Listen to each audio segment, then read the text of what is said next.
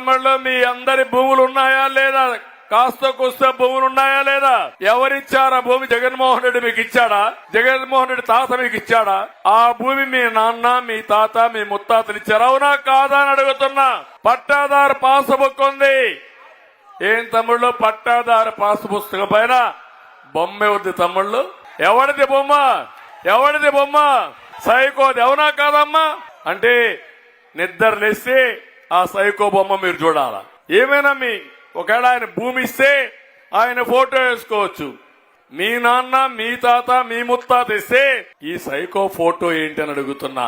ఇంకో పక్క మీ పొలాలున్నాయి, దానికి సర్వే రాళ్ళు వేస్తాడంట. దాంట్లో కూడా ఎవరు ఫోటో వేస్తాడు? అక్కడ కూడా సైకో ఫోటో. ఇంటికి పోయినా ఆయన ఫోటో, పొలానికి పోయినా ఆయన ఫోటో. ఆ సైకోను చూస్తే మీరు భయపడతా ఉండాలి. ఇప్పుడు కొత్తగా ఒక పని చేశాడు. రికార్డ్స్ అన్ని తీసేస్తాడంట. మీ ఆస్తి ఆన్లైన్ లో పెడతాడంట. దానికి పెత్తనం జగన్మోహన్ రెడ్డి పెట్టుకుంటాడంట.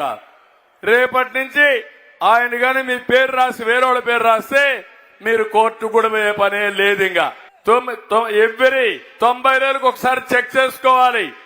మీరు చెక్ చేసుకోకపోతే మీ పేరు మారిస్తే ఇంకా గోయిందా గోయిందా.